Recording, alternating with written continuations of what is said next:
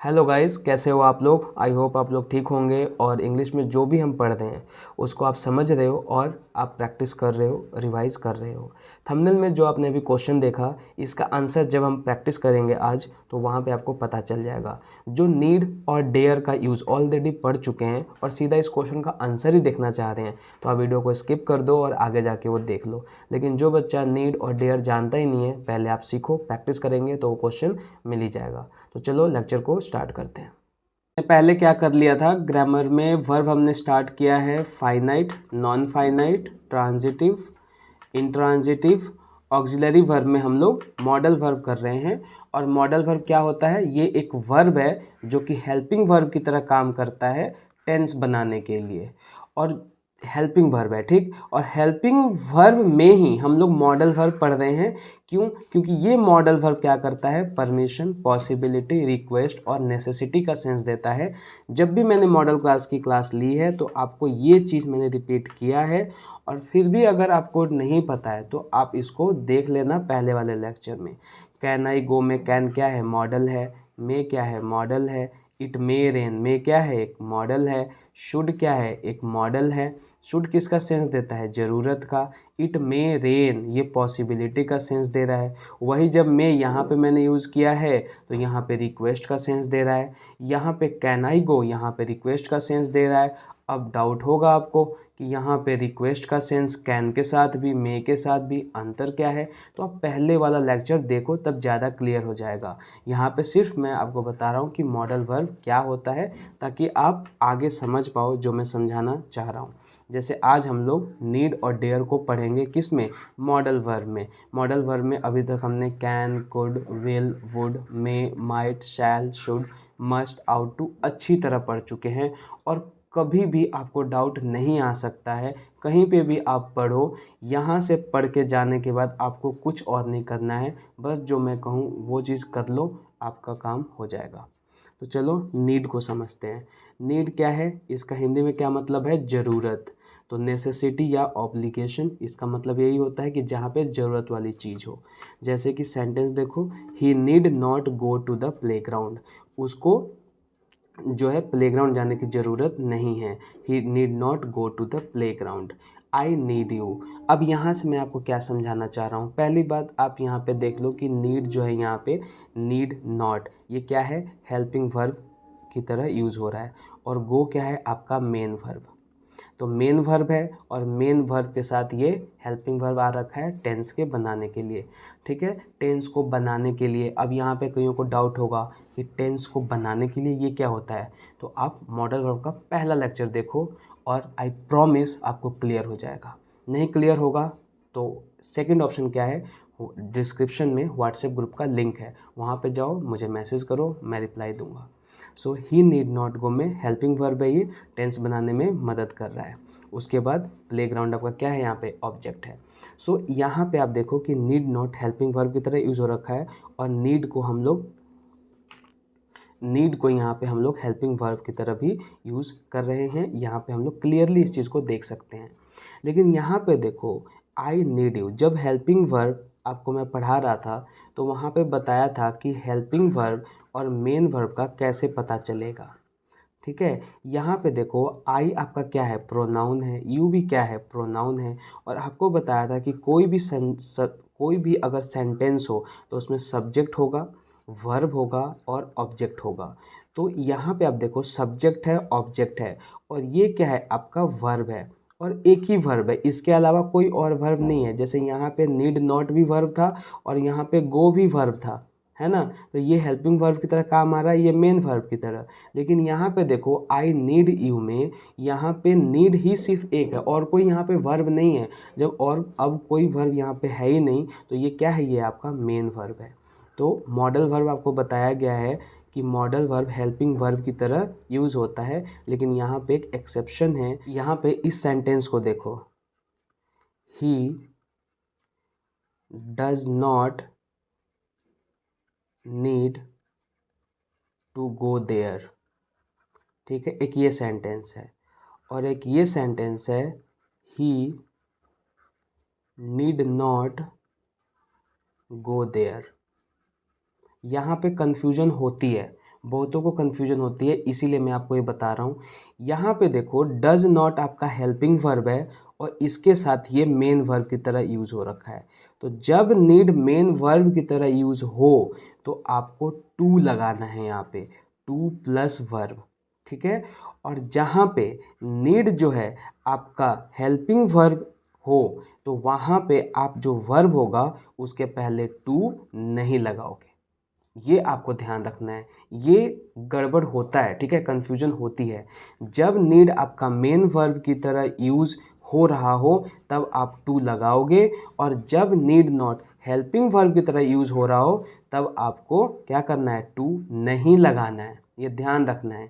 इसका मतलब क्या है कि नीड जब मॉडल वर्ब की तरह यूज़ होगा, मॉडल वर्ब क्या है, हेल्पिंग वर्ब के अंदर ही हम पढ़ते हैं। सो नीड अगर आपका मॉडल होगा तो वो हेल्पिंग वर्ब भी होगा। तो जब मॉडल की तरह यूज़ होगा, कई लोग ये बोलते हैं कि नीड जब मॉडल की तरह यूज़ हो तो आपको टू नहीं लगाना है। तो मॉडल वर्ब है क्या, हेल्पिंग वर्ब भी तो है। तो आप दोनों याद रखो, जब ये हेल्पिंग वर्ब की तरह यूज़ हो या मॉडल की तरह यूज़ हो तो ये हम टू नहीं लगाएंगे मेन वर्ब के साथ। लेकिन अगर नीड खुद मेन वर्ब हो, जैसे कि इस सेंटेंस में आई नीड यू, तो यहाँ पे ये मेन वर्ब है, वैसे ही यहाँ पे भी ये क्या है, मेन वर्ब है। जब मेन वर्ब की तरह यूज़ होगा तो हम वहाँ पे टू लगाएंगे। ये ध्यान रखना है, ये मिस्टेक होती है और आगे से मत करना, ठीक है। जैसे यहाँ पे मैं लिख देता हूँ, मेन वर्ब की तरह जब यूज़ होगा तो टू प्लस वर्ब का फर्स्ट फॉर्म, और जब ये हेल्पिंग वर्ब की तरह यूज़ होगा तो आप क्या यूज़ करोगे, सिर्फ वर्ब का फर्स्ट फॉर्म यूज़ करोगे, ठीक है। एग्जाम्पल के लिए, इसके लिए आप इसको फॉलो करना और इसके लिए आप इसको फॉलो करना, ठीक है, समझ आ गया। अब आ जाओ डेयर पे। डेयर का मतलब क्या होता है, बी ब्रेव इनफ टू, ठीक है, कोई भी चीज़ करने के लिए जो हिम्मत है उसको हम लोग डेयर बोलते हैं। देखो यहाँ पे ही डेयर्ड नॉट डू इट। आप ढंग से देखो, डेयर भी एक वर्ब है, डू भी एक वर्ब है। इसका मतलब है इन दोनों में से एक हेल्पिंग वर्ब होगा, एक मेन वर्ब होगा। ये बताओ, मेन करने का सेंस है तो ये तो मेन वर्ब होगा और ये आपका हेल्पिंग वर्ब होगा। तो सेम जैसे नीड में बताया, जब हेल्पिंग वर्ब की तरह यूज़ होगा तो हम टू नहीं लगाएंगे। इसलिए देखो यहाँ पे टू नहीं लगाए। कई बार एरर में यही दे देता है, बोल देता है he dared not to do it. कोई सोचेगा इसमें तो कोई एरर है ही नहीं, एरर है। यहाँ पे ये हेल्पिंग वर्ब की तरह यूज हो रखा है, ये एक मॉडल की तरह यूज हो रखा है, इसीलिए यहाँ पे टू नहीं यूज होगा, he dare not do it होगा। ध्यान रखना ये। यहाँ पे देखो ही डेयर्स, ये यहाँ पे मेन वर्ब की तरह यूज हो रखा है, इसीलिए डेयर के साथ एस भी लग गया है। अदरवाइज डेयर के साथ आप डेयर्स और पास्ट में डेयर्ड यूज कर सकते हो। कब? जब डेयर आपका मेन वर्ब की तरह यूज हो रखा हो। लेकिन जब डेयर आपका मॉडल की तरह यूज होगा तो ये सिर्फ और सिर्फ डेयर ही यूज होगा, इसके साथ आप एस या ईएस या ईडी नहीं यूज करोगे। ध्यान रखना ये, ठीक है। आगे प्रैक्टिस कराऊंगा, क्वेश्चन आएगा उसमें। सो ही डेयर्ड नॉट डू इट सही होगा, ही डेयर्ड नॉट डू इट गलत हो जाएगा, क्योंकि यहाँ पे डेयर नॉट हेल्पिंग वर्ब की तरह यूज़ हो रहा है, एक मॉडल की तरह यूज़ हो रखा है। ये कंफ्यूज मत होना, मॉडल की तरह कभी बोल रहा हूँ, कभी हेल्पिंग वर्ब की तरह, दोनों एक ही चीज़ है, क्योंकि हेल्पिंग वर्ब में ही हम लोग मॉडल पढ़ रहे हैं, ठीक है। हेल्पिंग वर्ब में ही स्पेशल केस क्या है, मॉडल वर्ब। सो यहाँ पे ही डेयर्स टू किल, देखो यहाँ पे टू लगा हुआ है, क्यों लगा हुआ है, क्योंकि यहाँ पे डेयर्स मेन वर्ब की तरह यूज हो रखा है। और मेन वर्ब और हेल्पिंग वर्ब को फाइंड करना ये मैंने आपको बता रखा है पिछले वाले लेक्चर में, वो आप देखो। यहाँ पे अगर आपको डाउट हो रहा है कि हेल्पिंग वर्ब कैसे पता चलेगा, मेन वर्ब कैसे पता चलेगा, तो आप जाओ, वहाँ पे अच्छी तरह बताया गया है।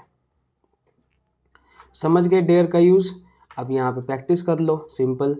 ही dash to kill the snake, क्या होगा, मस्ट होगा, डेयर्स होगा या डेयर होगा, बताओ। यहाँ पे देखो टू लग गया है, तो बताओ डेयर के साथ एस ई एस कब लगेगा। डेयर्स के साथ एस ई एस तब लगेगा जब डेयर मेन वर्ब की तरह काम कर रहा हो, और ACS नहीं लगेगा जब मॉडल की तरह काम कर रहा हो। तो जब टू लग गया है तो ये कह रहा है कि ये मेन वर्ब ही है, क्योंकि टू नहीं लगा रहता तब हम डेयर करते। तो आंसर क्या हो जाएगा, he dares to kill the snake. Next question देखो, he dash come to your birthday party. अब ये क्वेश्चन देखो, यही क्वेश्चन शायद डाला गया है, तो बताओ इसका क्या आंसर होगा। He dash come to your birthday party, just होगा, नीड नॉट होगा, नीड होगा या नीड्स होगा। अब देखो एक वर्ब आ गया है और एक वर्ब डालना है, तो जब एक वर्ब आ गया है और ये कम मेन वर्ब है आपका, तो ऑब्वियसली हेल्पिंग वर्ब होगा यहाँ पे। और नीड के साथ एस और ईएस लगाओगे तो इसका मतलब है कि वो मेन वर्ब की तरह काम कर रहा है। नीड के साथ कभी आप एस लगाओ, ईएस लगाओ या ईडी लगाओ, ये तब होगा जब नीड आपका मेन वर्ब की तरह काम कर रहा हो। सो यहाँ पे क्या ही नीड होगा, he need come to your birthday party, मतलब नीड भी कह रहे हो कम भी कह रहे हो, दोनों मेन वर्ब की तरह यूज नहीं हो सकता है।